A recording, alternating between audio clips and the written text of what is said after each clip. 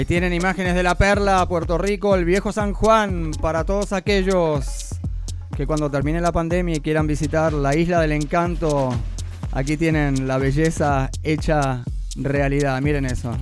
Dios mío. ¿Cuántos de ustedes quisieran estar ahí en este momento, en un buen río? Pues si nos comportamos como corresponde y usamos las máscaras, mantenemos la distancia social, en vez de ir a la playa ya todo humo y todo achocado y dejar todo tirado y no usar la máscara y estar a los gritos y poner la música y olvidarse de que estamos en medio de una guerra biológica prácticamente que no se ve, ¿ok? Ese es el problema, que no se ve. Y como prometimos, siempre estamos mostrando imágenes de otros países latinoamericanos. Sabemos que el senador Eduardo Batia ha estado estudiando en Chile, si no me equivoco. Sí, estudié en Chile. Así que lo tenemos acá, pero mire, imágenes de Buenos Aires. ¿Por qué no? Estuvimos mostrando imágenes de Ecuador, de Colombia, de Venezuela. Y ahora le toca a Buenos Aires para que vean un poquito ahí, la capital del churrasco. Que viva Buenos Aires. Exactamente, que viva. Y ahí tienen, miren. El Teatro Cervantes, Teatro Centenario. Bueno, pero no es el churrasco, es el bife de chorizo. Es el bife de chorizo. Yo creo que están bien más informados que yo hoy aquí. Buenas tardes a todas, a todos y a todes. Vamos a bajar un poquito la música. Siempre hay que relajarse un poco con la música para entrar en clima, relax. Aquí estamos, esto es Veo desde el Cuadrado Gris, Barrio Obrero, Puerto Rico, para el mundo. Y hoy estamos con una personalidad de la política muy importante, a quien le agradecemos que esté acá con nosotros hoy. ¿Cómo le va, senador Batia? Hola, muy bien, un placer estar aquí contigo. Sí, un placer estar en este proyecto magnífico en el Barrio Obrero. En el Barrio Obrero. Mucha gente le dice Barrio Obrero, pero es este barrio de gente obrera, de gente trabajadora que se desarrolló en San Juan en la época ya casi hace un siglo, y tiene una tradición y una historia maravillosa en Puerto Rico. Así que bueno, la familia Sterling, del artista Wilde Sterling, vive acá 4 casas más abajo, y su padre parece que fue el que construyó toda esta área, fue uno de los que construyó toda esta área, y nos cuenta que esto fue donde nació la clase media puertorriqueña. Así es. Esta es la clase media puertorriqueña, este es el sitio, la cuna del trabajador, el que ganaba el sustento, que ganaba el dinero obviamente para poder mantener ese concepto de la clase media, que es el más importante en cualquier país del mundo. ¿Cómo logramos una clase media estable? Que tiene que ser la prioridad de cualquier persona que quiera obviamente lograr paz en el mundo. La guerra viene cuando no hay clase media. Esa para mí es la fórmula que tenemos todos que adoptar. Y esa clase media que se preocupó porque sus hijos fueran a estudiar a la universidad y ellos romperse el lomo trabajando sin pensar en horas extras, lo que hubiese que trabajar lo trabajaban. Así es. Y ese es su caso, porque su padre vino de otro país, como es mi caso, a vivir acá, y eso es lo que quisiera. Mucha gente conoce a Eduardo Batia, al senador Eduardo Batia, al expresidente del Senado, al aspirante a la gobernación de Puerto Rico. Pero muchas veces las generaciones más jóvenes no conocen quién es la persona y de dónde viene, ¿no? Y mucha gente de nuestra generación tampoco sabe de dónde viene. Cuénteme un poco de su padre y de su madre. Pues mira, Osi, a lo mejor sería bueno empezar por ahí. ¿De dónde viene mi apellido? Batia, B-H-A-T-I-A. Y es un apellido de la India. Mi padre nació en la India en el año 1931, cuando India y Pakistán eran un mismo país. India y Pakistán rompen en el 1947 en la famosa guerra de ruptura, de partición. Así que mi padre nace en un pueblo que se llama Mirpur. Mis abuelos eran sikhs, de la religión sikh, los que usan el turbante en la India. No todos usan turbante, pero mis abuelos los he visto, he ido a India 3 veces. Sí, los sikhs. Y los sikhs es una cultura, no solo una religión, es una cultura de gente muy trabajadora, muy dedicada, muy leal, que es importante. Lamentablemente, mis abuelos fueron asesinados, fueron masacrados en la guerra de partición. Una noche en el pueblo de Mirpur entraron las tropas musulmanas del lado musulmán. Esto es antes cuando estaba partido Pakistán e India. Antes de que se partiera. Antes de que se partiera, exactamente. En la guerra de partición Y hubo una masacre esa noche, todavía se le llama, o al día de hoy todavía se le llama, la masacre de Mirpur. Mi abuela fue asesinada, mi abuelo fue torturado y asesinado, mis tíos, los hermanos de mi papá, fueron asesinados todos. Mi papá corrió. La memoria que él tiene, que es una memoria que él no quiere, de la que él no quiere hablar, pero mi padre corrió esa noche y ha seguido corriendo hasta el día de hoy y nunca ha sabido más nada, obviamente, porque fueron asesinados. Pero nunca, él no habla de ese tema, es un tema muy fuerte para él, muy duro para él. ¿Y por qué lo traigo? Lo traigo porque mi familia viene de una separación que hubo forzosa por la intolerancia religiosa. Así que yo vengo de una tradición en mi familia donde la tolerancia religiosa se nos inyectó desde el primer día. Creemos en la tolerancia religiosa, creemos en el amor, creemos en que todas las religiones son importantes, no creemos en una supremacía sobre la otra y creemos en los espacios. Mi padre llega a Puerto Rico. ¿Cómo llega? Mi padre se hace economista. ¿Qué hace un joven de 27 años? ¿En Puerto Rico se hace economista? No, se hace economista en la Universidad de Lucknow en la India. Y a los 27 años, él estaba trabajando ya en un instituto, muy joven él, y llega un profesor de Estados Unidos, de la Universidad de Syracuse, que estaba en intercambio. Ese profesor era amigo de Luis Muñoz Marín.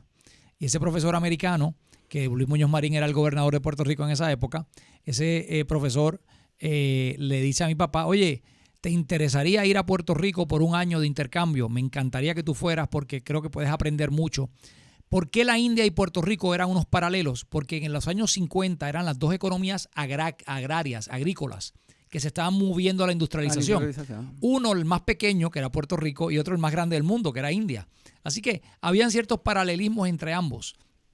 Y mi papá decide venir a Puerto Rico, acepta la invitación, viene, llega, como le ha pasado a mucha gente, se enamora de la boricua, se enamora de la puertorriqueña, que era mi mamá. Mi mamá era profesora universitaria. Mi papá llega a Puerto Rico en el año 59, 1959, 58, 59, y se casa con mi mamá y se ha quedado toda su vida aquí, ya tiene 89 años. Wow. Mi mamá lamentablemente falleció en el 1993. Mi mamá es Carmen Gautier Mayoral, de Ponce, Puerto Rico. Mi mamá es una ponceña. Mi tatarabuelo, por el lado de mi mamá, el bisabuelo de mi mamá, fue el último alcalde de Ponce bajo el régimen español. En el 1897 y 98 era alcalde de Ponce, Luis Gautier Quesada. Por los Gautier. Por los Gautier. Así que yo vengo de ese lado, vengo de una familia muy autonomista. Muy... Usted tiene más apellido nacionalista que popular. Así es. Así que hay una tradición muy fuerte ahí. La alcaldesa de San Juan, doña Felisa Rincón de Gautier, también estaba casada, cuando dicen Felisa Rincón de Gautier, el Gautier era el hermano de mi abuelo. Así que hay una sinergia, una fuerza, una unión muy grande. En los Bhatia viene entonces la parte científica y los Gautier en la parte de acción. Más activista. Felisa Gautier era una persona, yo tuve la oportunidad de poder hacer documentales, un documental específicamente sobre la perla, y todo el mundo menciona, la gente mayor me decía, aquí la única persona que vino a hacer casas de concreto y calles que no fueran un lodazal fue ella Doña Fela. Doña Fela tenía un amor profundo por el pueblo de San Juan. Ella, para que sepan de dónde salió Doña Fela era la costurera. Ella lo que tenía era una tienda en el viejo San Juan donde ella le tomaba las medidas a las mujeres y hacía ropa de mujer. Ella una boutique, hoy le llamaríamos una pequeña boutique. Y de ahí el interés de ella muy grande de que Puerto Rico tenía que cambiar.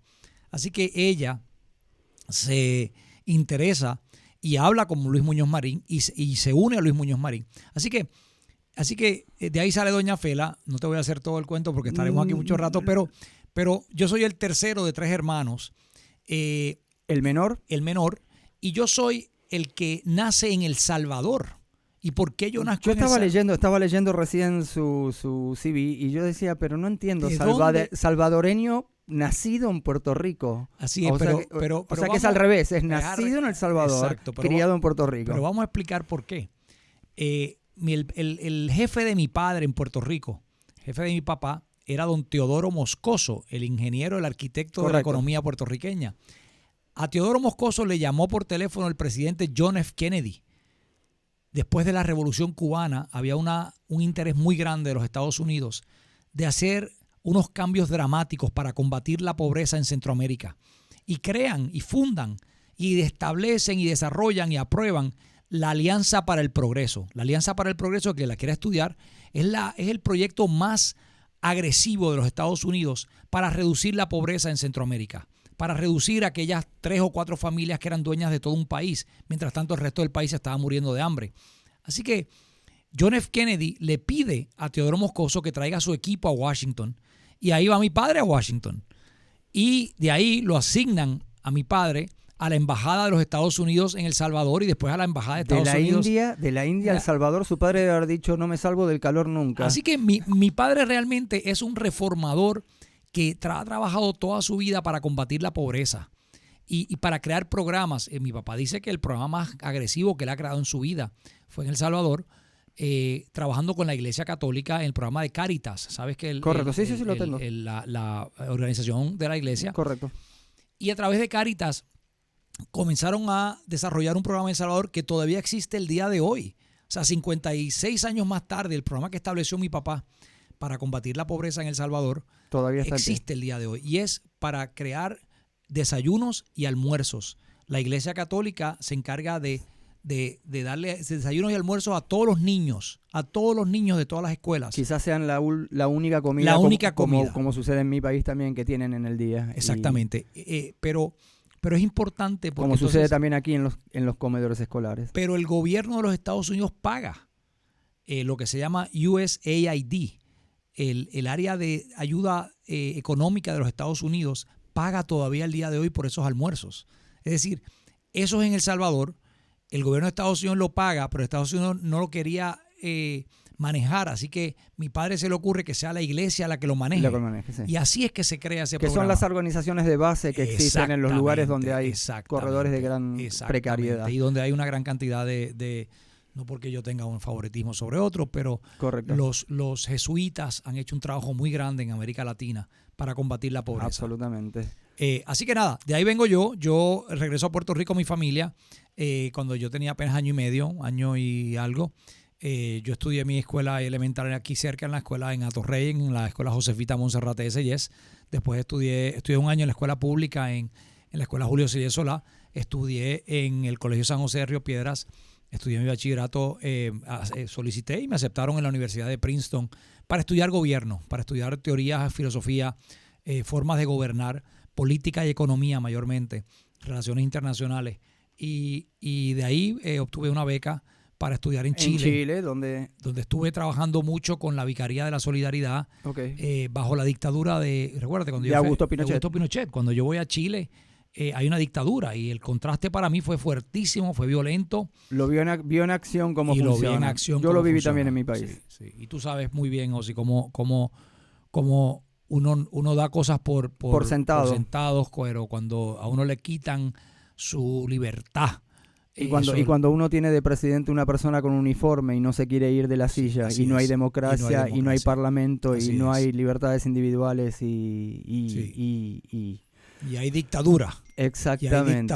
Exactamente. Yo trabajé con la Iglesia Católica en Chile, donde una de las grandes cosas que hice fue trabajé como voluntario documentando la gran cantidad de personas desaparecidas. La Iglesia Católica era donde único se podía almacenar, y en un momento el gobierno de Pinochet fue tan severo que hasta la propia iglesia le fue a quemar documentos, a quitárselos. Los documentos yo me los llevé a mi apartamento. Mi departamento era el almacén de documentos, la mayor cantidad de documentos. Usted sabe que corría un riesgo bien grande, ¿no? Yo sé que lo corría. Usted sabe lo que es la palabra desaparecido. Exactamente. Y te tengo que decir que al día de hoy todos esos documentos fueron enviados para protegerse. Fueron enviados a la universidad, a la biblioteca de la Universidad de Princeton, y al día de hoy la colección más grande que hay de documentos de la oposición están todos ya archivados, están todos en microfilm, como se diga eso en español, sí. Microfilm. En microfilm. Así que toda la documentación que existe hoy en universidades en Estados Unidos, parte de esa colección la busqué yo y la trabajé yo, y a mucha honra te digo que qué bueno que eso existe, porque hubieran sido documentos que se hubieran quemado, que se hubieran perdido. Y entonces, lo que a mí me llama la atención, viniendo de una familia donde su madre participaba, era bien nacionalista y todo eso, usted viene a Puerto Rico y empieza a activar en política. ¿Cómo es que empieza a activar en política? ¿Usted Pues empieza mira, trabajando primero como abogado? Sí, yo empecé como abogado. Ok. En eso, la hija de Luis Muñoz Marín, Victoria Muñoz, Sí. se convierte en la primera mujer candidata a la gobernación de Puerto Rico. Yo tenía ya en ese momento, tenía 26 años, 25 años. Y ella me llamó y me dijo, yo necesito una persona que me trabaje el programa de gobierno, que me ayude a elaborar y a construir lo que debe ser mis ideas sobre gobierno. Y usted había estudiado justamente... Gobierno, exactamente. Entonces yo le dije que con mucho gusto mi papá y mi mamá me iban a matar. Yo venía de haber recibido ofertas de ser abogado en Nueva York en varios bufetes Claro, grandes. porque usted aparte tiene licencia para ser ser abogado abogado en Florida. En Washington, D.C. Así que Washington, D.C. hubiera sido un lugar mucho más fácil que Puerto Rico. pues me habían hecho varias ofertas para ser abogado allá. Y te confieso que hablé con un gran amigo, que el día de hoy es mi gran amigo de la universidad, y le dije, ¿qué hago? Y él me dijo, pues tienes dos caminos. O te puedes aburrir el resto de tu vida y ser millonario, o te puedes ir a aventurar y hacer cosas absolutamente distintas y tratar de cambiar, modificar a Puerto Rico. Así que yo decidí, en esa coyuntura, decidí el segundo camino. Y me fui a trabajar con Victoria Muñoz y fue una experiencia para mí como nunca, como nada. El Gautier le ganó. El Gautier me ganó, exactamente. El Gautier ganó, eso es cierto, eso es cierto. Y hasta el día de hoy el Batia, mi papá Batia, todavía cree que yo tomé la decisión incorrecta. Pero ganó el Gautier y me vine a Puerto Rico y trabajé con Victoria Muñoz y perdimos aquella campaña diciendo la verdad. Y esta es la lección más grande que yo he tenido en política en mi vida. Y usted hace hincapié en esta campaña también y en otras campañas que yo he escuchado que usted... realmente la verdad es algo muy importante para usted. Lo que pasa es que el que construye un país sobre la mentira siempre va a ir hacia la quiebra, siempre va a colapsar. Y la oferta que yo hago es que es dura y que puede ser peligrosa. Hay gente que se me ha acercado y me ha dicho, deja de estar diciendo eso de la verdad, porque mientras más lo dices, más votos pierdes. Y yo le digo, no, yo no estoy perdiendo votos, yo estoy ganando confianza, yo estoy ganando algo que se ha perdido, que es que podamos hablar con la verdad. Digámonos la verdad. Por no decirnos la verdad nos endeudamos. Y la verdad es que no podíamos pagar esos préstamos y los seguíamos tomando. ¿Por qué tomar préstamos que usted no puede pagar? O sea, vamos a hablarnos con la verdad. Yo no tengo, esto no es un concepto filosófico, ideológico, esto no es de la derecha o de la izquierda. Hablar con la verdad tiene que ser un principio rector para cualquier gobierno en cualquier parte del mundo. Cuando usted dice esos bonos que cogimos y todo eso, ¿por qué sucede esto? ¿Por qué las decisiones macroeconómicas, el pueblo, como es en Islandia, como hicieron en este caso después de la debacle económica que tuvieron con los bancos en Inglaterra, Sí. el upside down, lo mismo que hemos vivido prácticamente de este lado del mundo también? Sí. ¿Por qué esas decisiones no son más meditadas? ¿Por qué son siempre para salvar agujeros que después no? ¿Cómo es? La pregunta concreta es, ¿cómo es que la clase política puede tomar estas decisiones sabiendo que no van a poder hacer el repago de esos bonos? Y Pues que van a entorpecer, que van a poner en peligro los activos físicos de Puerto Rico. Yo creo que hay tres razones. La primera es la inmediatez. Es el político promedio en Puerto Rico y en el mundo entero. Esto no es un asunto de Puerto Rico. No está preparado para entender la magnitud de la implicación, lo que implica tomar prestado tanta cantidad de dinero. Así que, en gran medida, el problema es tú tener gente que no tiene sofisticación suficiente, que se enfrentan a banqueros y que se enfrentan a personas muy sofisticadas del mundo financiero de Nueva York y te llevan a pasear. Te barren. Te barren de arriba Dice, abajo. sí, ¿cuánto tú quieres? Exactamente. ¿Cuánto quieres? Tanto, pues tanto. ¿Y cuáles son los términos? Tales son los términos. Y en la semana que viene vas y anuncias, tengo que anunciarle al país que Hemos resuelto el siguiente programa. Y no sabes que has endeudado a tus hijos y a tus nietos. Así que gran parte del problema yo creo que es la incapacidad de el que toma prestado. Segundo, que yo creo que es importante reseñarlo, es el hecho de que en Puerto Rico hubo un decrecimiento económico y las decisiones difíciles nunca se quisieron tomar.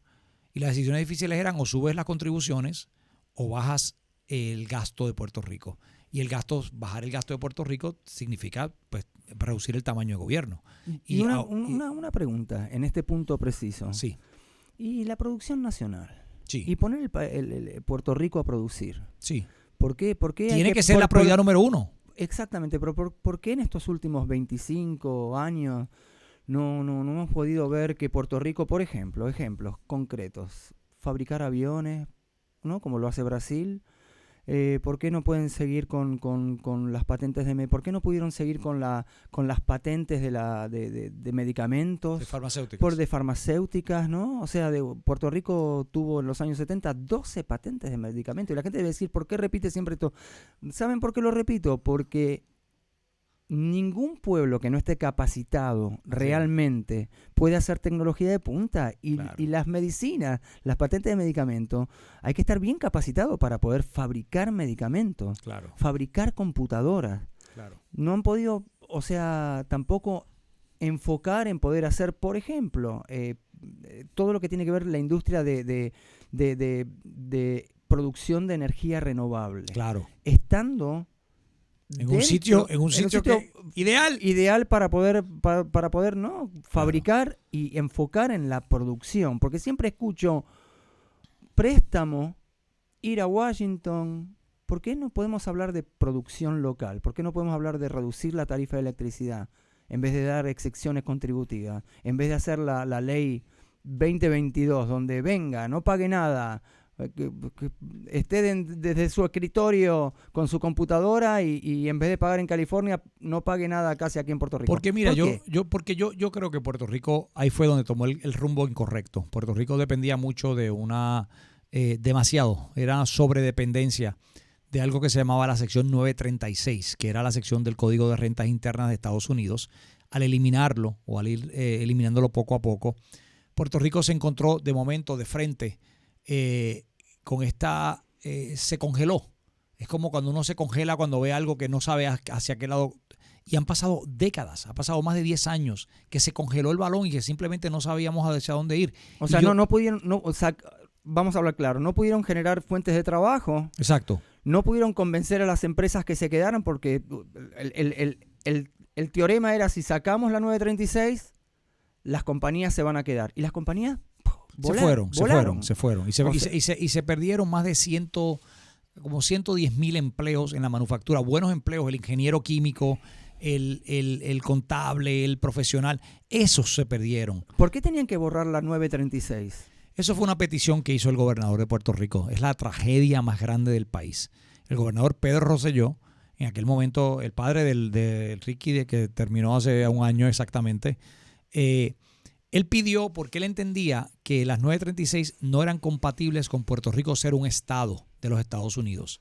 Y por lo tanto, la sección 936 queda en la parte del código que es los 900. La parte 900 en el Código de Rentas Internas Federal. No quiero aburrir a nadie con esto. No, pero queremos hablar de producción nacional y queremos hablar de pérdidas de trabajo y queremos hablar de la caída del Producto Bruto Interno de Puerto Rico. Dramáticamente por cayó. La 936. Pues eso, cayó por la 936 y no se ha recuperado. Honestamente no se ha recuperado. ¿Y por qué no se ha recuperado? Y yo se los voy a decir directamente. Porque en los últimos 20 años, 16 de esos 20 años, 16 de 20 años, el Partido Nuevo Progresista ha sido el comisionado residente, ha tenido la silla del comisionado residente. No ha habido nadie abogando porque eso se corrija. O sea, vamos a hablar. Estamos en tiempos donde la gente hace negocios, compra en eBay, compra en Amazon y es recibo mi producto en 24 horas. Así es. O sea, vamos a nosotros, los consumidores, el pueblo, vamos a 160 millas por hora.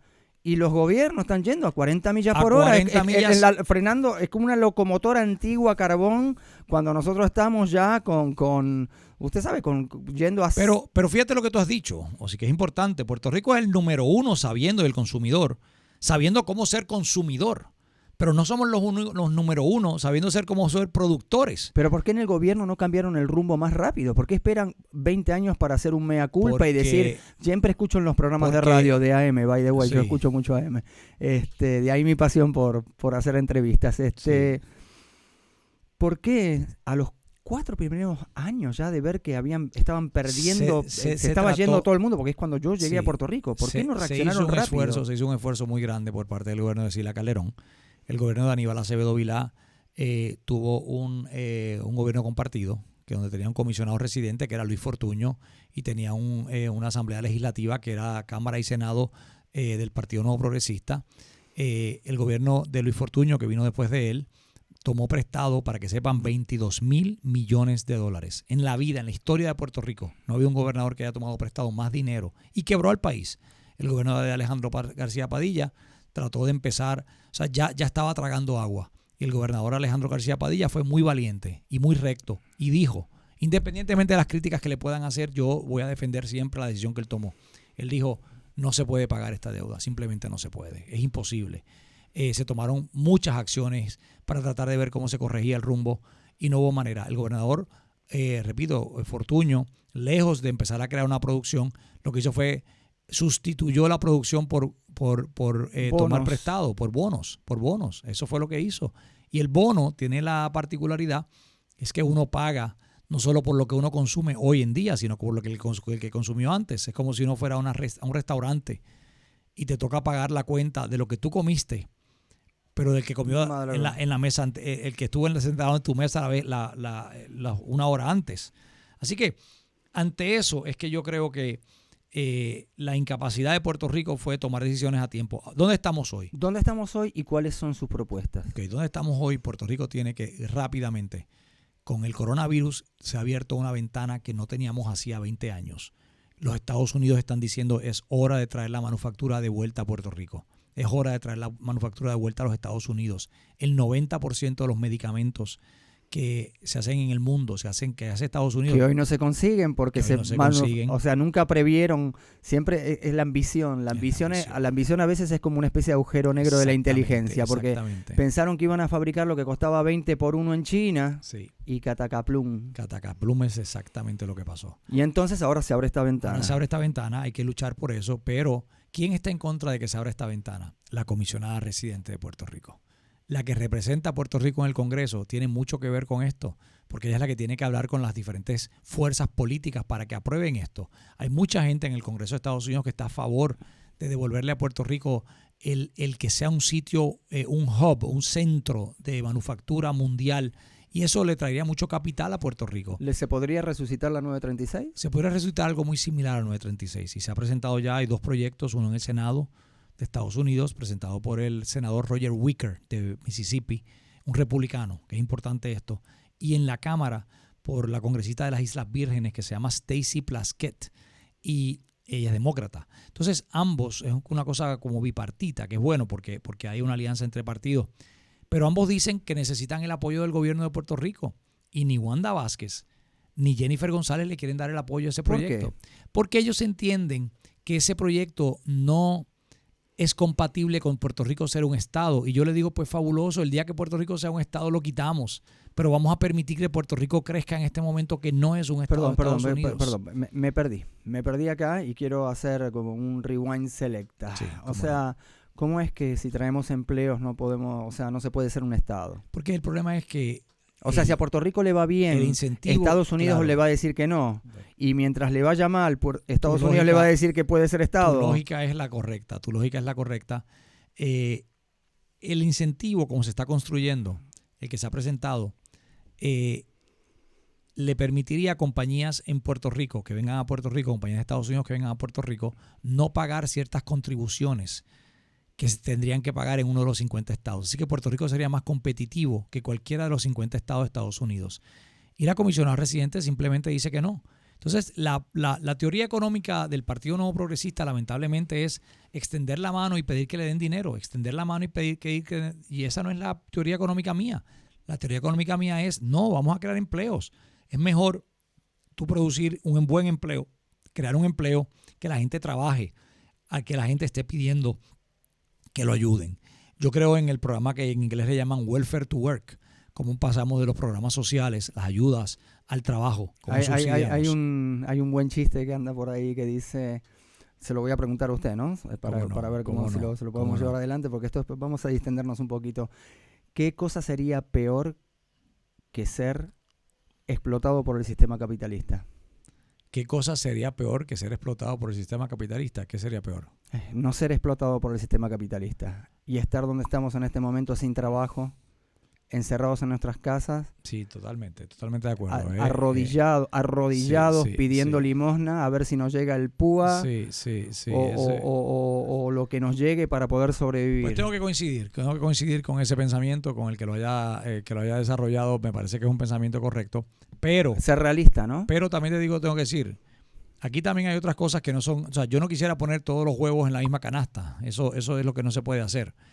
Aquí hay varias cosas que hay que hacer. Los pequeños y medianos comerciantes en Puerto Rico necesitan ¿Cómo los protegemos? tres cosas. Primero, Vamos. tenemos que eliminar lo que para mí es una excesiva permisología, los permisos que tienen que tener. Para uno hacer un negocio en Puerto Rico, mejor es morirse. La cantidad de permisos que el gobierno te exige. Y eso hay que eliminarlo, eso hay que streamline it, eso hay que reducirlo dramáticamente. Segundo, yo creo que es importante. Momento ahí, pare ahí, un segundito, disculpe que le diga eso. Vamos a hacer una promesa acá en el programa. Sí. ¿Usted me puede prometer a mí que si usted es gobernador, los permisos se pueden hacer por red? Sí. Ok, ahí lo tienen. Después hagan rewind. Pero vamos a poner la fecha del día de hoy. Vamos a poner la fecha del día de hoy. Hoy es 22 de julio. 23 de julio. 23 de julio, estoy un día atrás. 23 de julio a las 4:32 de la tarde. Ok, pero vamos a hacer un acuerdo aquí. El 23, si me toca a mí, yo espero que me toque a mí, quiero que me toque a mí y estoy seguro que me tocará a mí ser gobernador. El 23 de julio del 2021.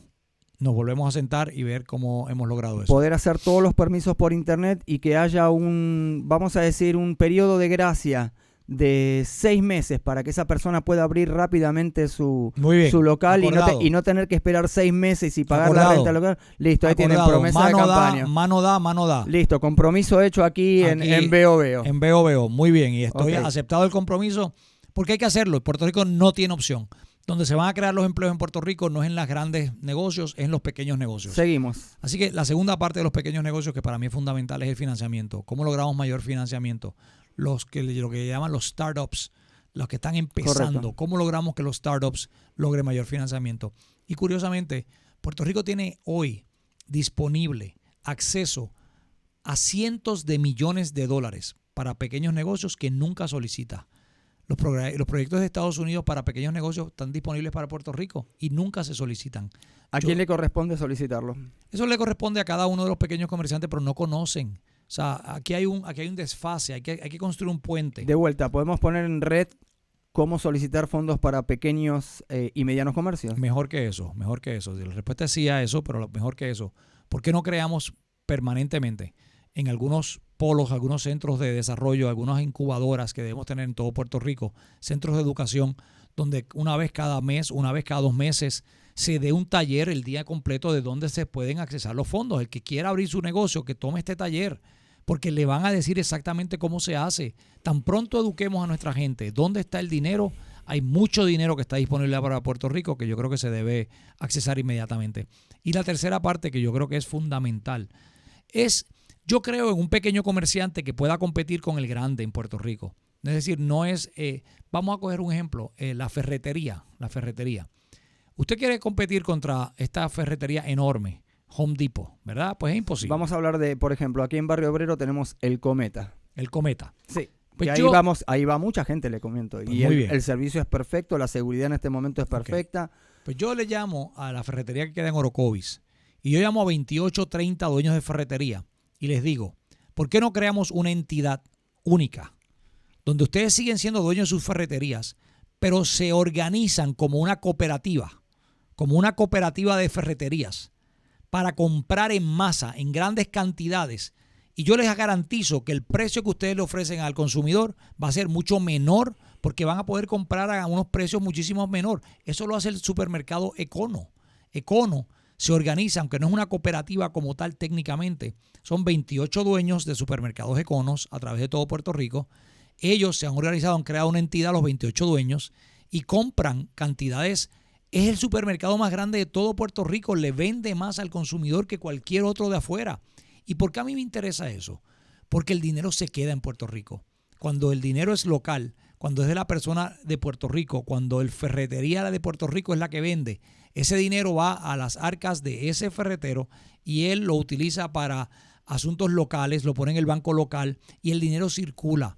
Puerto Rico tiene suficiente dinero Ok, yo le voy a proponer la número 4. La número Si usted 4, me deja. adelante. Y esto tiene que ver con preguntas que hace.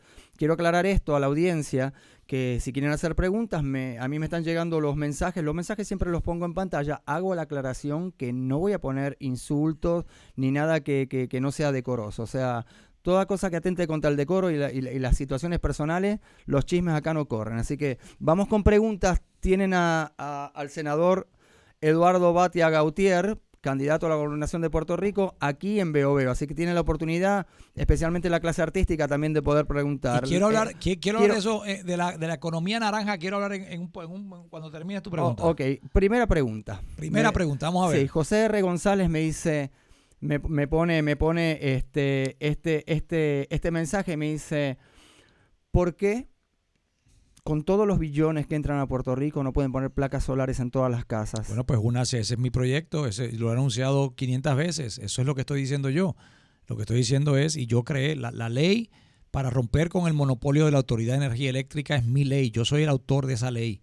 Y yo lo que dije en esa ley está escrito, ya, esto no es algo nuevo de campaña, esto ya yo lo legislé. Dice que Puerto Rico se tiene que mover 40% de energía renovable para el año 2025. Estamos a 5 años de eso. Estamos a 5 años de que 40%, hoy el 2% de la energía en Puerto Rico es renovable, 2%. Tenemos que movernos 38% en los próximos 4 años. ¿De qué yo estoy hablando? De que en 300,000 hogares, 300,000 casas de Puerto Rico, tiene que haber paneles solares en los techos. Perfecto, pero ¿cómo hacemos si de repente sale un representante y dice que le va a cobrar taxes al sol? O sea, ¿cómo hacemos para poder protegernos? La ley que yo hice ¿cómo se llama? Lo prohíbe. Lo prohíbe. El impuesto al sol está prohibido. Lo pusimos en la ley el senador Larry Selhammer y yo. Claramente el lenguaje es, se prohíbe el impuesto al sol. ¿Quién quiere ahí el lo impuesto? Ahí lo escucharon. Hay una ley, no es un invento, hay una ley. La ley 17 de 2019, la pueden buscar. La ley 17 de 2019 prohíbe el impuesto al sol. ¿Y quién quiere el impuesto al sol? ¿Puedo explicar? ¿Por qué quieren el impuesto al sol? O sea, yo lo que no entiendo es lo siguiente, porque este es el punto. O sea, no solamente... ¿Te puedo explicar quién lo quiere también? Sí. Quisiera saberlo con nombre y apellido para estar claro. No solamente, o sea, la gente no está pensando en irse del grid. Sí. Porque usted bien sabe que las baterías son bien costosas. Es mucho más, quizás, costo efectivo poner muchos más paneles, hacer energía neta durante el día. Sí, el híbrido. Y a la noche, claro. o sea, usted le vende el excedente, lo que usted no usa, a la red, lo vuelca a la red, y el excedente es lo que usted gasta a la noche, y le llegan facturas de $5 y usted contribuye con la energía eléctrica de Puerto Rico, y Puerto Rico puede estar instalando energía eléctrica en lugares donde hacen falta, que son las industrias, y poder bajar el costo de la electricidad. Busque la ley 17 que dice, importante eso para abonar lo que estás diciendo, sí que es importante. La ley 17 dice que si la Autoridad de Energía Eléctrica te vende a ti el kilovatio hora por 20 centavos el kilovatio hora, tú se lo vas a vender a la autoridad cuando lo produzcas en tu casa a 20 centavos el kilovatio hora. Es decir, eso es lo que se llama medición neta pura, real. En otros sitios del mundo, básicamente la autoridad te vende a ti en 20 centavos, pero te compra a ti a 2 o 3 centavos el kilovatio hora, y lo establecía la autoridad. Nosotros le prohibimos a la Autoridad de Energía Eléctrica que estableciera cuánto era el precio, y se quejaron y dijeron que no, que nosotros no teníamos la autoridad. ¿Cómo que no tenemos la autoridad si éramos la Asamblea Legislativa? Así que hoy en Puerto Rico... ¿Cómo puede ser posible que la Autoridad de Energía Eléctrica tenga más poder que todos los gobernadores que yo he visto en mis últimos 23 años en Puerto Rico? Aplauso, tú finalmente eres la primera persona que ha entendido lo que yo he estado tratando de hacer. La Autoridad de Energía Eléctrica tenía más poder que los gobernantes. Así es. Esa era la realidad de Puerto Rico. Y tomaron prestado $9,000 millones. Y la pregunta hoy es en qué lo gastaron, porque las plantas son muy viejas. Las plantas son de los años 60. Y gastan combustible fósil 3 o 4 veces más que las máquinas modernas. Así es. Y entonces no terminan de renovar la generación. Y Pues ahora vendemos el tendido eléctrico que costó billones de dólares ponerlo de pie, que no está en su mejor estado, pero lo han puesto de pie. Hay lugares donde lo han puesto muy bien. Sí. Y ahora se lo damos por costo cero a una compañía que no va a invertir un solo peso y ya arranca diciendo que va a aumentar la electricidad. O sea, yo estoy en contra de esa o sea, ¿qué es lo que está pasando transacción? con esto? Sí, ¿Hay plata debajo de la mesa? Te voy a explicar. Porque esto suena a corrupción rampante. Lo es. Déjame explicarte primero quién quiere el impuesto al sol. Vamos con eso. ¿Quién quiere el impuesto al sol? El impuesto al sol lo quieren los bonistas que le prestaron dinero a la Autoridad de Energía Eléctrica. Ellos dicen, si hoy hay 1 millón de personas que pagan su energía, de ese dinero, de lo que ellos pagan todos los meses, una porción va a ser para pagar la deuda. Sin embargo, si hay 200,000 familias que se salen del grid y que no van a estar directamente, que no hacen lo que tú dices de tener el híbrido, sino que se salen totalmente, como está ocurriendo hoy en Adjuntas, mucha gente se está saliendo del grid. Ellos lo que están diciendo es, si el que tiene que pagar la deuda ahora ya no es 1 millón de clientes, sino 800,000, o se siguen saliendo y los que tienen que pagar son 500,000, mientras menos personas tengan que pagar la misma cantidad de deuda, es más dinero que hay que cobrar. Así que el problema, lo que ellos están diciendo es, al que se salga de la red, hay que seguir cobrándole. Y yo le dije que no, y nosotros dijimos que no, y hemos dado la batalla. La Junta de Supervisión Fiscal dice que sí, que hay que cobrar, nosotros decimos que no. Esa es una lucha que si usted quiere... Ahí lo tienen. Así que estamos hablando ahora de otro tema bien importante, la Junta de Control Fiscal. Sí. El gobierno por arriba del gobierno. Sí. Y o sea, eso es como un ministerio de economía por arriba de Puerto Rico. O sea, unos superpoderes. Así es. No solamente eso, sino que miembros de esa junta han participado del desfalco de los bonos en Puerto Rico. Así es. Y es algo que tenemos que luchar, contra lo que tenemos que... ¿Cómo luchan contra eso ustedes? Bueno, yo personalmente... ¿Qué se dice en esas reuniones? Bueno, yo personalmente me he reunido con la Junta en varias ocasiones y he sido muy enfático que primero inicialmente no queríamos que la Junta estuviera aquí, pero eso se ha ido ya a los tribunales y se ha perdido. Cada vez que hemos ido a los tribunales hemos perdido. Y yo no quiero hablar de la poesía o de la filosofía, quiero hablar de la realidad. Quiero hablar de la plomería de verdad. Y la plomería es la siguiente. Puerto Rico realmente gastó demasiado en los años 90. Puerto Rico hizo un tren urbano aquí en San Juan que no sirve. Hizo un choliseo, que es una maravilla, pero que no había dinero para construirlo. Y que está como en manos privadas. Hizo un centro de convenciones gigantesco, que no había dinero para pagar por él. Y que está en manos privadas. Pero todo eso se construyó, quiero dicho sea de paso. ¿Con fondos públicos? Lo hizo el gobernador Rosselló. Y también hizo un plan de salud, que se llama el Plan Vital hoy en día, la reforma de salud. Él vendió todos los hospitales públicos. Para hacerlos privados. Para hacerlos privados. ¿Y qué ocurrió? Ocurrió que hoy estamos gastando mucho más en salud y no tenemos mejor salud. Ocurrió que estamos gastando en un choliseo y pagando por él y no estamos disfrutando. Y no reciben, el gobierno no le llega a sus arcas el dinero. Entonces, ¿cuál es el resultado? El resultado es una deuda de 70,000 millones de dólares. Ante eso, Puerto Rico se iba a convertir, y se convirtió, en la quiebra más grande en la historia de los Estados Unidos. Nunca ninguna entidad gubernamental había quebrado por 70,000 millones de dólares. Es la quiebra más grande. Y el gobierno de Estados Unidos simplemente dijo, como dijeron en Washington, D.C., como dijeron en Nueva York en los años 70, como dijeron en Detroit, tenemos que ponerle algo de control a este descontrol. Y yo te confieso, yo viendo al Partido Nuevo Progresista, no es que quiera entrar aquí en una batalla de partidos, pero yo no veo cómo el Partido Nuevo Progresista ha atendido esto. En ningún momento ellos quieren balancear el presupuesto, en ningún momento. Es todo un populismo deshonesto. Es todo prometer y prometer y prometer y prometer y prometer, sin hablar de honestidad de cuánto dinero tenemos para operar. Y esa es la diferencia. Yo por eso hablo de que la verdad a veces me puede restar uno que otro voto, pero yo quiero hablarle a Pueblo con la verdad. Ok, tenemos ahora la pandemia. Sí. ¿Cómo salimos parados de la pandemia? O sea, ¿qué plan? Primero, ¿cómo ve usted que se ha manejado el tema de... Muy mal. ¿Qué hubiera hecho usted que Wanda Vázquez, la gobernadora por descargo, no hizo? La gobernadora Wanda Vázquez tomó una decisión el 16 de marzo de este año 2020 para cerrar para el confinamiento.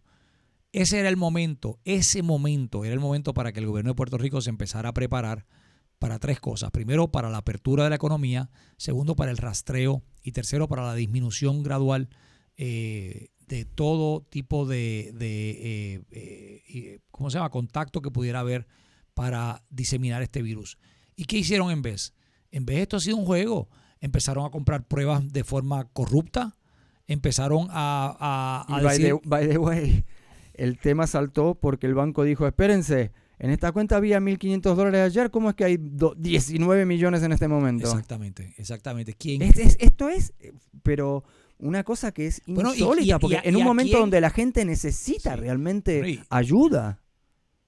¿Y cuál fue la frase lapidaria? ¿Cuál fue? El virus fue productivo. Hay un correo electrónico donde esta persona le dice a su socio. ¿Cuál? ¿El de Cachanqueri? El de Juan Colón, como se llamara él, no se acuerdo con el nombre de él, pero que le dice, el virus fue productivo. Él jamás había comprado una prueba, y él no era un laboratorio, él no sabía nada de lo que estaba comprando, él era amigo de la gobernadora y amigo de los amigos de la gobernadora. Y le dan $38 millones, como tú dices, primer pago $19 millones, para que compre una prueba. Y la vende a Puerto Rico por $37 y esa prueba estaba disponible por $2 cada uno. Y le dice, nos hemos ganado en neto $35 por 1 millón de pruebas, son $35 millones. El virus ha sido muy productivo, nos hemos hecho millonarios de un día para otro. Eso es corrupción. Qué catástrofe. Eso es corrupción. Que da tristeza porque es como ver... como que no le tienen ni cariño a Puerto Rico, ni cariño a la gente. Y yo me pregunto, yo he pasado 23 años acá y cada mañana que me levanto con emoción porque digo, gracias Dios por dejarme vivir en esta tierra tan hermosa, con gente tan linda. O sea, no entiendo cómo es posible que no le tengan, habiendo los fondos, ¿por qué quieren? ¿Cómo es que se animan por 2 o 3 generaciones a robar? En la función pública, ¿qué es lo que está tan mal, Eduardo Batia, en los principios de 3 generaciones de familia? Eso precisamente eso es lo que está mal, los principios y los valores. Aquí no hace falta más leyes anticorrupción, aquí están todos legislados, aquí está todo puesto ahí. El problema es aquellos que piensan que el gobierno es un botín de guerra. El que gane la elección tiene derecho a robar y eso no puede ser así. Eso no puede ser así, eso tiene que ser... totalmente terminado, y eso quien único lo puede terminar es que el primer ejecutivo, el gobernador de Puerto Rico, sea una persona de principios y de ética. Y yo le estoy pidiendo a la gente que confíe en mí, que me den la oportunidad, pero más que confíen en mí, que confíen en ustedes, que miren mi récord. Yo llevo 20 años trabajando en el gobierno de Puerto Rico, he administrado más de $250 millones del gobierno de Puerto Rico sin un solo señalamiento nunca. Y lo digo no para darme en el pecho, lo digo porque hace falta que ese filtro sea el filtro que utilice todos los puertorriqueños cuando vayan a votar en las próximas elecciones. Y la pregunta es, ¿puedo yo confiar en esta persona sí o no? Aunque tengamos diferencias en otros temas. Aunque haya diferencias, la pregunta es, ¿Eduardo Batia puede dirigir un gobierno que limpie la imagen de Puerto Rico, en Washington, en Nueva York, en los mercados enviar a la financieros? cárcel a aquellos que metan Y enviar la mano a la en la cárcel lata? a aquellas personas, claro que sí. Cero impunidad. Porque le voy a decir otra frase que hay. Ya Otra le dije frase. chistes, ahora le voy a decir una frase bien antigua. Que dice que cuando usted no quiere investigar, cuando usted no quiere responsables o enviar a nadie a la cárcel, cree una comisión. Así es. ¿Dónde están los responsables de las mascarillas? ¿Dónde están las penas? ¿Dónde están los procesos judiciales llevándolos a los tribunales a la gente que estafó la confianza del pueblo de Puerto Rico? ¿Dónde está la gente que estafó al pueblo de Puerto Rico con la compra de combustible? Puerto Rico estuvo por 10 años comprando combustible muy caro. Bueno, se reúnen ahí en Condado a cenar. Fritar, exactamente. Era combustible muy caro porque era combustible muy puro, era bajo en azufre, se suponía que fuera un combustible limpio para cuando se quemara en Puerto Rico no causara que partículas tóxicas entraran en el ambiente. Y sin embargo, lo que traían los barcos no era eso, eran combustible muy sucio y por lo tanto se pagaba lo caro y se recibía lo barato. ¿Dónde están esas personas? Porque tienen nombre y apellido. Y así han salido en la prensa. Y yo hice una investigación y yo le entregué esa investigación completa al FBI, se la entregué a las autoridades de Puerto Rico y al día de hoy estamos esperando el sueño de los justos. La gente tiene la imagen de que el gobierno federal o las autoridades federales son más activas, más proactivas. ¿Y cómo es posible que usted le entregue esa investigación y no hay nadie en un tribunal Esa contestando es las una de preguntas. mis grandes frustraciones, te la tengo que admitir. Esa es una frustración que después, usted pasa. claro, después de que yo haber hecho una investigación donde hubo amenazas de todo tipo. ¿A usted lo amenazaron? Claro que sí, y las amenazas que se hicieron en la investigación de lo que llamamos el cartel del petróleo, fue unas amenazas continuas que se hacían allí. Y no hay que qué pasó? no hay que investigar mucho, hay que ir al parking de la Autoridad de Energía Eléctrica aquí en la Ponce de León para darse cuenta los carros. Con solamente ver los carros usted se da cuenta que esa gente no podría tener ese nivel de vida. Así es. Y sin así embargo es. sigue pasando. Pero yo lo critico y entonces viene toda una ola en contra mía de que yo quiero privatizar, ¿verdad? Y yo no estoy diciendo que privaticemos. En Argentina, las cooperativas son las que producen la energía. ¿Por qué no hacemos cooperativas de energía? La ley de cooperativas de energía es nueva, es del año 2019 también, y es mi ley. Yo soy el autor de la ley de cooperativas de energía en Puerto Rico.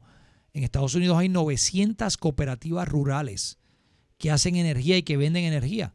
¿Y qué hace mi ley? Mi ley, en esencia, para que tengan una imagen clara en su cabeza. Okay. Antes había una sola compañía de teléfono en Puerto Rico. Una sola, que era la Puerto Rico Telephone Company. Me acuerdo. Hoy, usted escoge la compañía que usted quiera.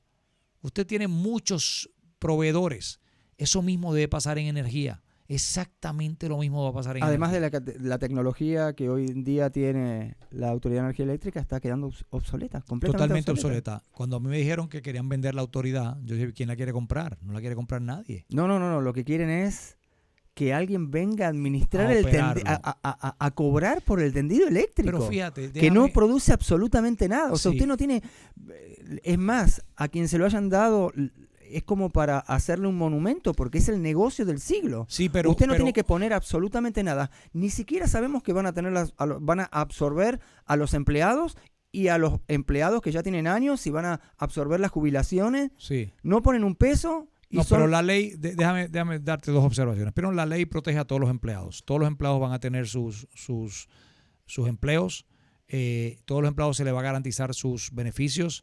En eso nos encargamos. Yo me encargué de trabajar eso. El presidente del Senado, Tomás Rivera Schatz, el senador Larissa Ahí se Hammer, pusieron de acuerdo. Ahí nos pusimos de acuerdo y todos trabajamos para proteger al empleado. Ahora, lo que es importante es decir lo siguiente.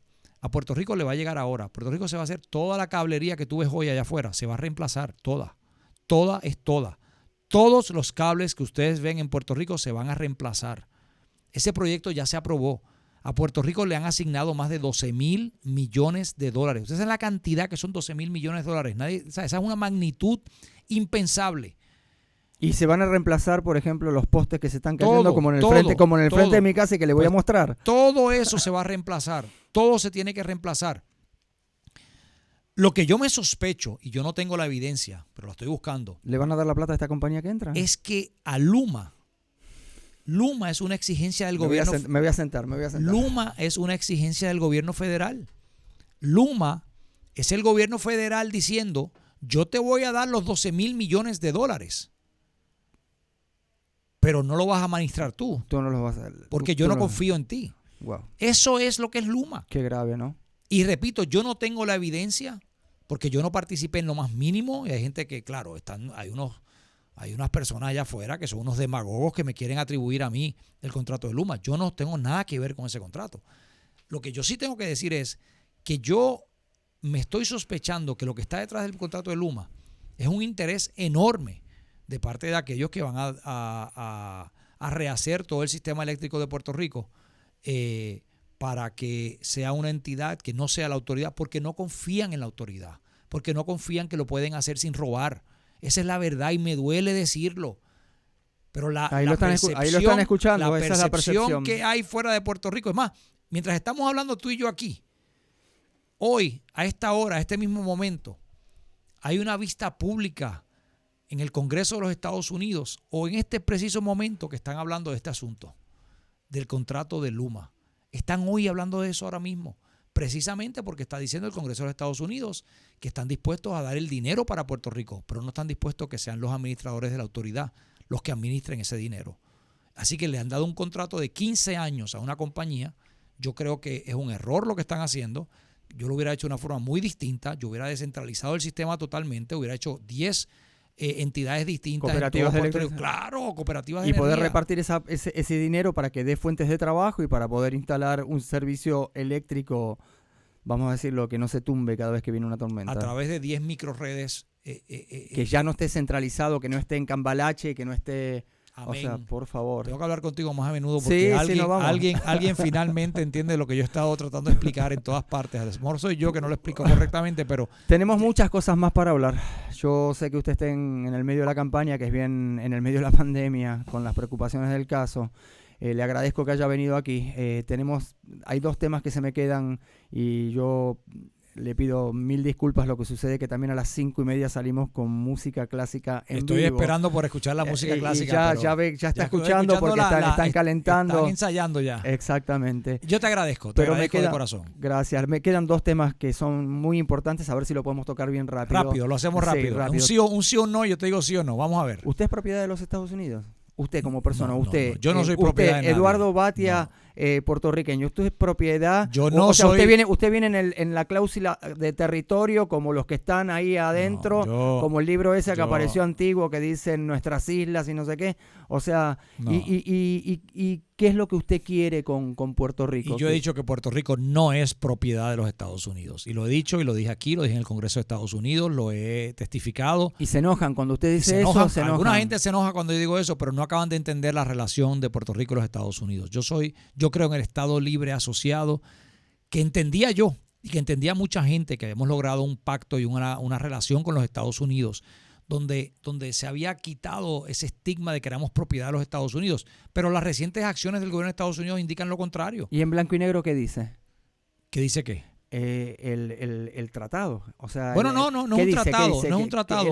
No el tratado, la sino ley que dice la 600, ley 600. ¿Qué dice la ley 600? La 447, que lo que dice básicamente es que Puerto Rico, en la naturaleza de un compacto, es que lo que llaman, de un acuerdo, se convierte en una entidad que deja de ser un territorio de los Estados Unidos, y las Naciones Unidas así lo manifiestan. Las Naciones Unidas dicen que Puerto Rico ha llegado a un gobierno propio, que es un gobierno fuera de lo que debe ser la territorialidad, el concepto de territorialidad. Y la jueza Sotomayor, en un caso reciente del caso de Aurelius, dice ella que el gobierno de Puerto Rico, y todo esto que estoy diciendo yo sé que es muy controversial, hay gente que me va a decir, pero Batia, ¿cómo tú vas a estar diciendo eso? Lo que estoy diciendo es la percepción que se dio en el 52. Hoy hay una visión muy distinta. Hoy hay una visión muy distinta de mucha gente a quien yo escucho, y creo que todos debemos estar en la misma mesa. Yo no estoy rechazando las percepciones que hay allá afuera. Pero la jueza Sotomayor, ¿qué dice? Delegó el gobierno de los Estados Unidos, se retiró de la cláusula de propiedad y de la cláusula territorial cuando hizo la relación con Puerto Rico. Ese es un asunto que el Tribunal Supremo debe atender, dice ella. No lo estamos atendiendo, lo debemos atender. Y yo creo eso. Ese es el camino en este momento, atender qué fue lo que ocurrió en ese momento. Y si realmente el gobierno de Estados Unidos delegó esa función para siempre, entonces, ¿qué tipo de relación es la que tenemos? Así que yo creo que este no es un tema sencillo. Usted, ¿no? porque la otra contrapartida sería, ¿usted está en contra de la estadidad y de la independencia de Puerto Rico? Ninguna de las dos. Si hubiera un plebiscito, ¿usted estaría de acuerdo en participar en un plebiscito donde la gente se manifieste por el Estado Libre Asociado, por la independencia y por la estadidad para Puerto Rico? Siempre y cuando, y únicamente, si viene avalado por el Congreso. Si no, creo que es otro... Es una pérdida de tiempo. Es una pérdida de tiempo. Es como el último plebiscito que salió 99%, pero nadie si fue fuera a votar. Un plebiscito Estado Libre Asociado, sí o no, es una pérdida de tiempo si no viene acompañado. De la misma manera que fuera... Si fuera estadidad, sí o no, es una pérdida de tiempo. Y si fuera independencia, sí o no, es una pérdida de tiempo si no viene avalado por el Congreso de los Estados Unidos. Yo lo que le pido al pueblo de Puerto Rico es que dejemos de pelear localmente. Localmente, unidos, podemos atender este asunto, pero de una forma muy distinta. Yo estoy tratando de trazar un nuevo camino para un viejo problema.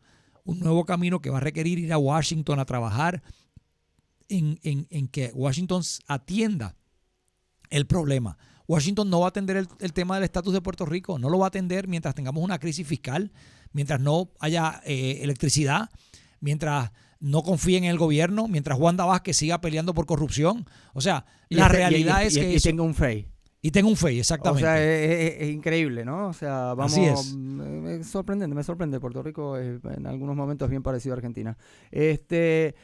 Quiero poner en pantalla algunas de las preguntas. Discúlpenme aquellos, vuelvo y repito, lo vamos a hacer rápido si es posible. Yo regreso cuando ustedes quieran. Yo puedo regresar y podemos seguir hablando en otro Pero momento. me gustaría porque Pon la pregunta, siempre haz la prometo pregunta. esto. Sí, aquí viene. ¿Y qué hago? ¿Miro acá la pantalla? Sí, a pantalla sale y va a salir en vivo. Está saliendo en vivo ahora mismo. Ahí viene.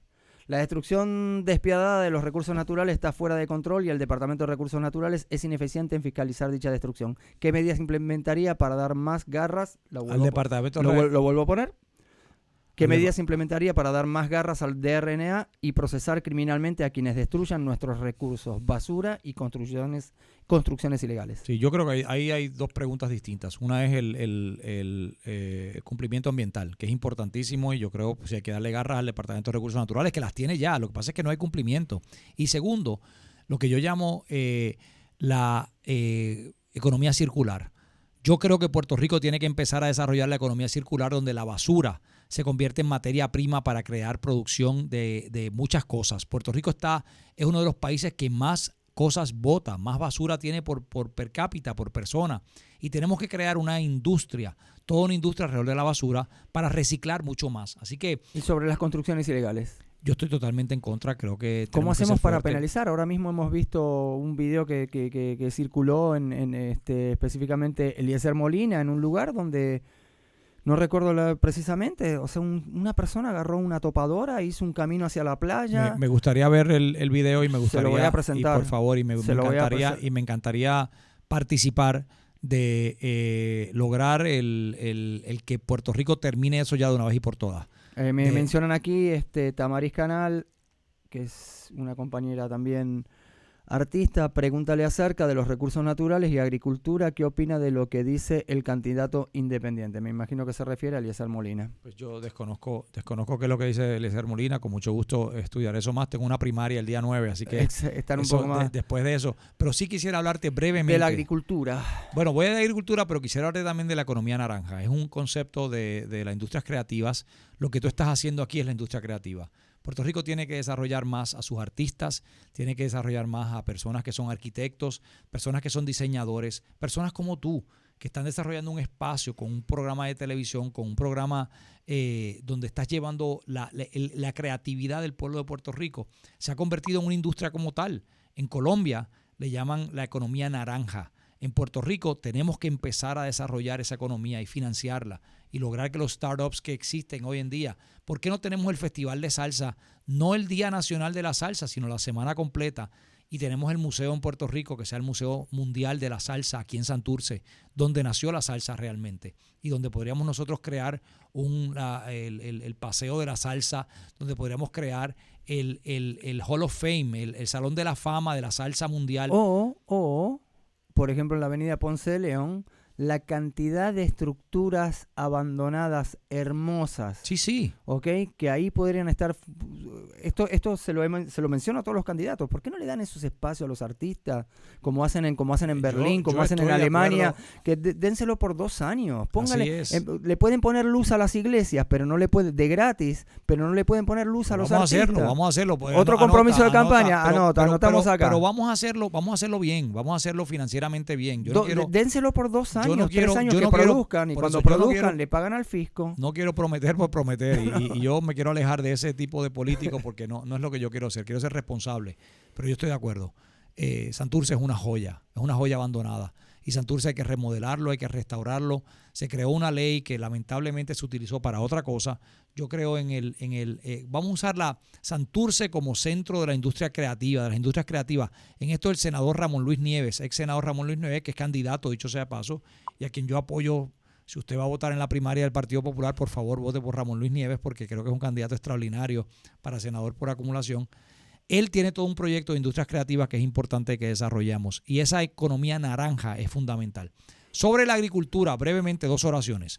Puerto Rico tiene que moverse de la agricultura tradicional a una agricultura mucho más moderna, mucho más creativa, mucho más sofisticada. Y se están dando en la Universidad Interamericana, se está empezando a dar toda la investigación para que Puerto Rico pase a una generación nueva de agricultura. Pero los subsidios que está dando el gobierno son subsidios solamente para conglomerados gigantescos. Eso tiene que terminar ya. Yo quisiera que el agricultor pequeño tuviera más subsidios, Y más los ayudas. hay muchísimos agricultores que han estudiado afuera, vuelven con un montón de Y conocimientos. que no son artesanales, ya están haciendo agricultura mucho más moderna. Y están ready para poder hacer producción en masa. Y yo quiero ser su amigo, yo quiero ser su aliado y quiero que me den la oportunidad de ser su aliado y los invito a que se sienten conmigo y yo con mucho gusto podemos discutir el tema de agricultura mucho más desarrollado, que lo podamos hacer de forma mucho más formal cuando quieran hacerlo.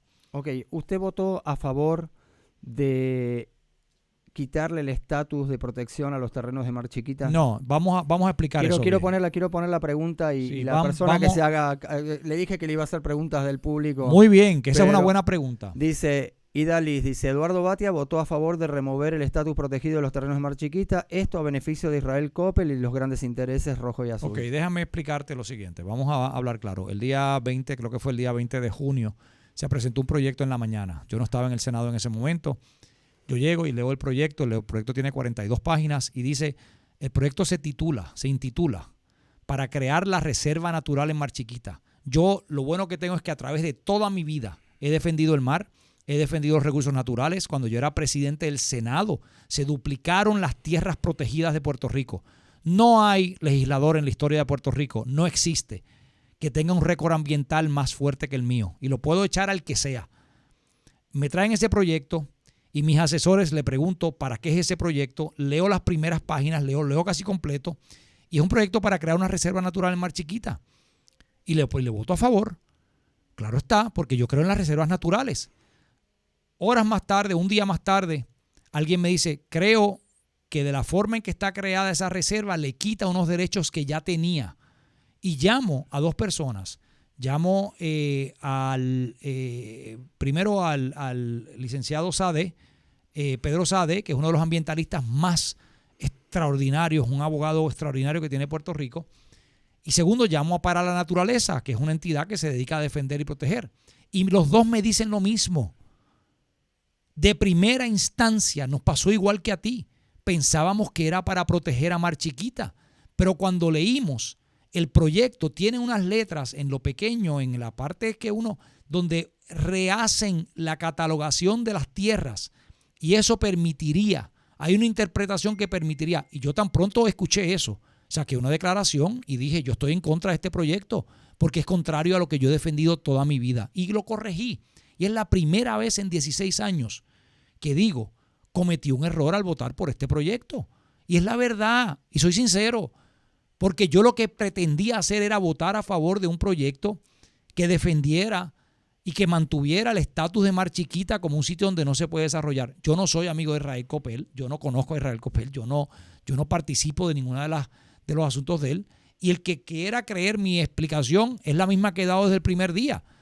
He recibido muchas críticas y está bien válidas y las recibo con mucho respeto, claro está. Pero la verdad es esa. Y si vamos a hablar de la verdad es esa.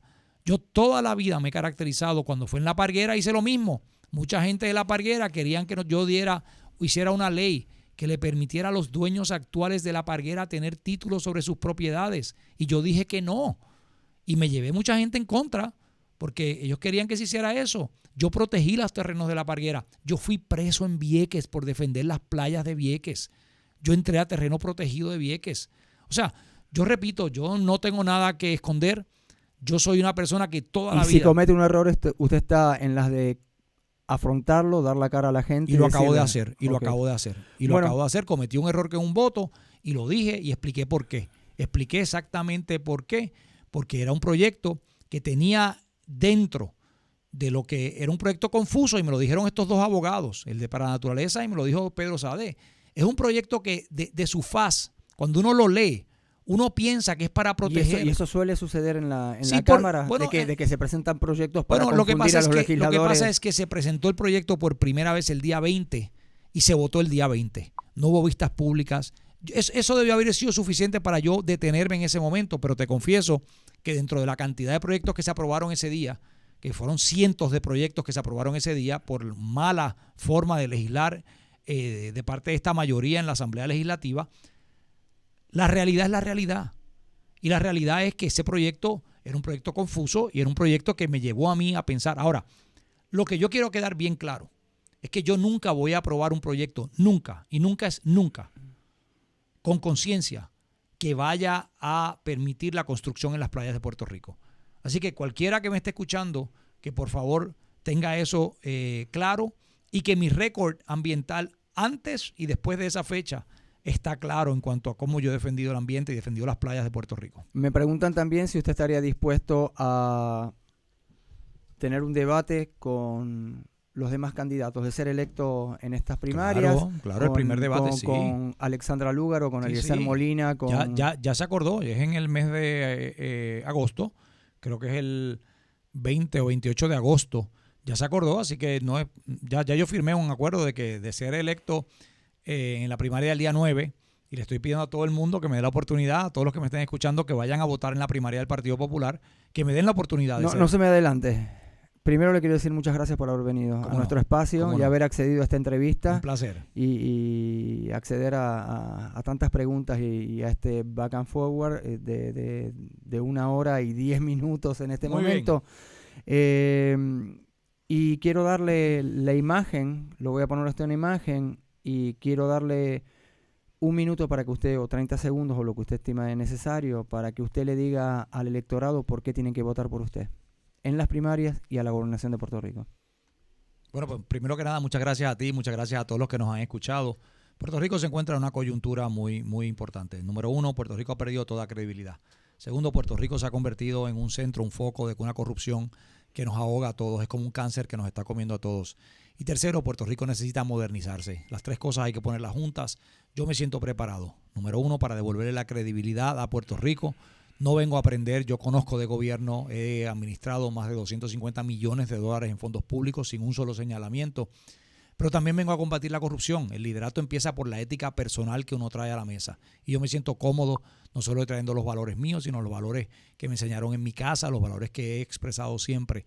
Y tercero, es hora de modernizar. Si uno quiere que alguien venga a administrar a Puerto Rico, pues que ese sea otro. Yo quiero que los millennials, yo quiero que la gente joven, yo quiero que las industrias creativas, yo quiero que las mentes creativas, que pensemos en un Puerto Rico no en lo que hay, sino en lo que puede haber, que soñemos en lo que puede haber. Y yo estoy dispuesto a descentralizar el gobierno, estoy dispuesto a que organizaciones sin fines de lucro, organizaciones no gubernamentales, que le llamamos las ONGs, empiecen a trabajar, los municipios empiecen a adquirir muchos poderes que hoy tiene centralizados el poder del gobierno central. Puerto Rico tiene que descentralizarse. Yo estoy listo para hacer ese trabajo, listo para asumirle el cargo y ciertamente esperando el voto y la confianza de todo el mundo. Y te pido tu voto el 9 de agosto para ser el nominado del Partido Popular. Gracias, ahí lo tuvieron. Eduardo Batia Gautier, muchas gracias por haber accedido a esta entrevista. Yo voy a disculparme porque cometí un error ortográfico en su segundo apellido, en Gautier. ¿Qué pasó? Y puse una H que no tenía que estar. Así que asumo también mi error. No importa, tengo una daga clavada en mi corazón acá porque problema. Mi sangre alemana a veces me dice que tiene que ser todo perfecto, así que pido las disculpas del caso. Le agradezco esta entrevista y gracias a ti. Esperamos a ver qué resultado tienen las primarias. Si sale electo en las primarias, nos gustaría volver a entrevistarlo aquí en el Cuadrado Gris, aquí en Veo Veo.